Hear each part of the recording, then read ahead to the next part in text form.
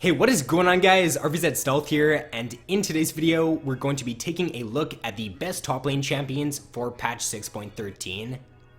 So first up is going to be Talia, or Talia, however you want to say it. So right now, I think that Talia top lane is definitely one of the most underrated top lane champions. She does have a lot of good matchups right now in the top lane. Yasuo is one of the most picked top lane champions, and she does really well in that matchup because of her E ability. Her E ability completely counters Yasuo's E ability, so if the enemy team does lock a Yasuo top lane, then I would recommend playing Talia in that situation. She does a lot of consistent damage while also being able to deal burst damage, which is why I also think she is a pretty strong pick right now. She does have pretty good crowd control in her kit with her E, her W, and her Q, and her kiting potential once she does get the Rylai's is just absolutely crazy. She is a really good pick if the enemy team does lock a jungler like a Volibear or someone who wants to just run at your team. You can kite the Volibear really easily, and because he is one of the most picked jungle champions, that's another reason why Talia is a pretty strong pick right now. Her ultimate can be a really game-changing ability too. You can use that to roam in the early game, and you can use it to split the enemies up in a mid to late game team fight. I do think this is one of the harder abilities to use in Talia's kit, but once you can get it down, you can do like really good plays with her ultimate, and you can definitely carry games by just getting good ultimates off. And a few cons to Talia are that she is a little bit harder to play than some of the other top lane champions, and she does not have any escapes either. Next up is going to be one of my personal favorite top lane champions, Kenan. So Kenan is definitely a very good pick for top or for mid lane, mainly because of his team fight. You're not picking Kenan because he has a good laning phase, although he can definitely do very well in the lane. You're picking him because his mid to late game team fight is just absolutely crazy. His engage is just so hard to counter, which is why I think that he is a strong pick. When you are playing AD carry against Kenan, it just feels like a nightmare because if he's got his flash up and he's got his proto belt up, then he can like dive on you from a few screens away, and it's just so hard to counter Kenan because of that. If he does have flash and proto belt up, then his engage is going to be really good, and one good flash engage in a late game team fight can end up winning the game for your team. He's a pretty good laning champion. Like I said before, he really doesn't have any hard matchups in the top lane right now. He also does have great mobility with his E, and a few cons to Kenan are that he does have a little bit of a harder time against disengaged champions. So a champion like Janna is a good pick against Kenan. If the enemy team does lock a Kenan, then I would pick Janna for sure in that situation. And he is weak when his ultimate is on cooldown. You want to play around your ultimate's cooldown with Kenan. If it's not up, then don't look to teamfight. If you teamfight without your ultimate, then you're definitely a lot weaker and you're not going to do a whole lot of damage. So let your team know when your ultimate is off cooldown, because when it's up, then you can definitely do some really nice work with it. Next up is Pantheon. So Pantheon really doesn't have any hard matchups in the top lane right now. He's a very strong laning champion, and there isn't really a champion right now that like hard counters him. Because teleport also did get a nerf, I would definitely recommend going Ignite on top lane Pantheon. This just allows you to easily snowball the early game. I find that pretty much every game I'm at least burning the enemy top laner's flash when I do go for an all-in at level 2 with him. So just look to poke the enemies down at level 1 with your Q, and then once you hit level 2, jump on them with your stun and just try to kill them, because if you get that one kill with Pantheon in the laning phase, then you can just snowball the game out of control. His level 6 power spike is really good too. When you do hit 6 as Pantheon, look to go mid or look to go bot lane. I would recommend going bot lane first though if the enemy bot lane is pushing out, because if you can get that double kill down bot lane, you can snowball your bot lane and you'll also be snowballing yourself, so you can just win games really easily as Pantheon by having a strong early game. He's a fairly easy champion to play as well because he doesn't have any hard skill shots to hit, and he's also a very strong tower diving champion because of his passive. A few cons to Pantheon are that he is pretty weak if he does fall behind. When you are playing him in the laning phase, if you are pushing out, then definitely look to ward at around the 3-minute point, because if you do get shut down in the early game, then it's going to be hard to come back with him, and he also does fall off in the late game compared to a lot of the other top laners.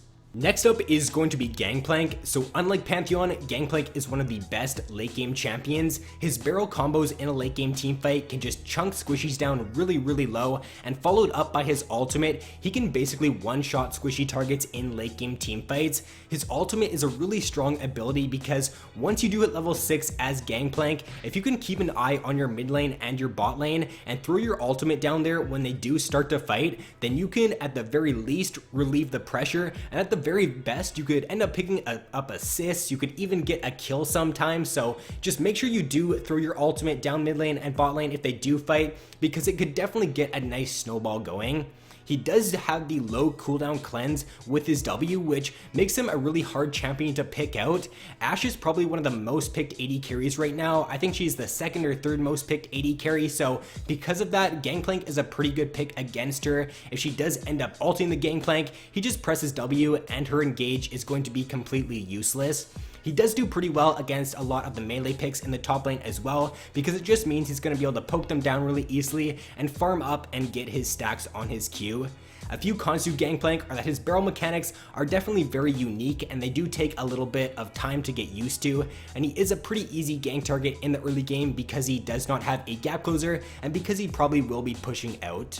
To round out my top 5 for I think the second or third patch in a row now is going to be Swain. So even though Swain did get a nerf to his ultimate this patch, I don't think that affects him pretty much at all. Now the reason being is because once you get to a mid to late game teamfight as Swain, you're not going to want to be channeling your ultimate off or toggling your ultimate off. You're going to want to have it running at all times, and for that reason the nerf really doesn't affect him too much. The only part where I could feel that the nerf would affect him is when he is like clearing out waves. If you are clearing out waves as Swain, then using your ultimate to clear it might not be the best idea in some situations, because if a fight does break out right after you've toggled your ultimate off, then it's not really going to be the best situation. But other than that, he's still going to be a great pick. When I did play him, I didn't even notice the cooldown increase to his ultimate, so he's still a great pick right now for both the top and the mid lane.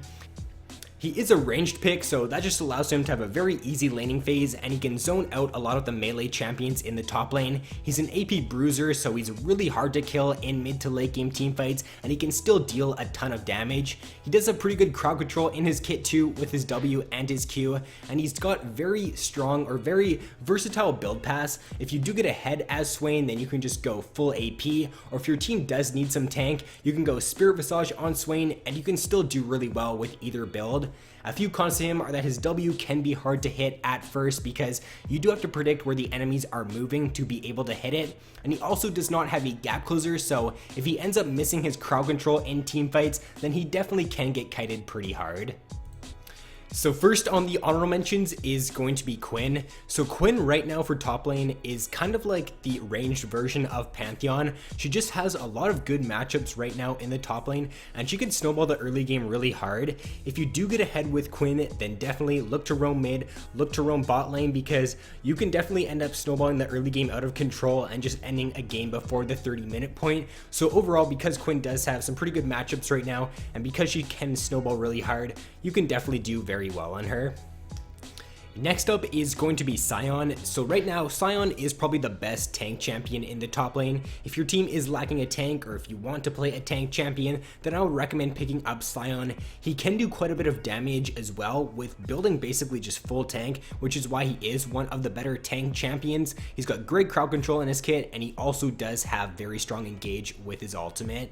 Next up is Vladimir. So Vladimir does have one of the highest ban rates for any champion in the game right now. I think it's around like 80%, which is pretty crazy. If he is open and you do know how to play him, then definitely still look to pick him up. He's a really hard champion to deal with because he's got a lot of sustain with his Q and with his ultimate, and he's also super hard to kill because of his invulnerability. He's kind of like a Swain in the sense that he does a lot of damage, he's pretty tanky, and he's just so hard to kill in mid to late game teamfights. so if Vlad is open, then definitely look to pick him up. Next up is going to be Wukong. So Wukong does have a very strong team fight, probably one of the best team fight top lane champions. His level 11 power spike is really good because the base damage on his ultimate goes from 20 up to something like 100 or 120, so his mid game spike is really good. When you are playing Wukong, you just want to look to team fight with his champion, and if you can do that and get good ultimates off, then you can definitely do well on Wukong. Next up is going to be Irelia. So you guys might be a little bit surprised I did not have Irelia on my top 5 for this patch. I think that the nerf to her ultimate actually did affect her quite a bit. Before, when you played Irelia in 6.12 and 6.11, you could just snowball the early game really hard, because if you got that first kill on the opponent, you could base, you could grab items, come back to lane, and you could just go for an all-in on them again. But because the cooldown did get increased by quite a bit, you can't snowball the early game as hard as you could before. And once you do get to late game as Irelia, you're not going to be as useful as some of the other top lane champions. So as long as you don't let Irelia snowball in the early game and just end up winning the game before the 30-minute point, then you can do well against her this patch. Next is Cassiopeia. So Cassiopeia is one of the better mid to late game top lane champions. She also does have quite a few really strong matchups right now in the top lane. If you are in a melee matchup, then you can just poke them and you can farm really easily. You can just stack your tier really safely in the laning phase, and then once you do get to that mid to late game, you can be very useful because you're going to do a lot of damage, and you're also going to provide really strong crowd control with your Rylai's and your ultimate. So that is going to be all for this video, guys. If you did enjoy, then don't forget to leave a like, subscribe if you guys have not already. So thanks for watching, have an awesome day, and I will see you in my next video.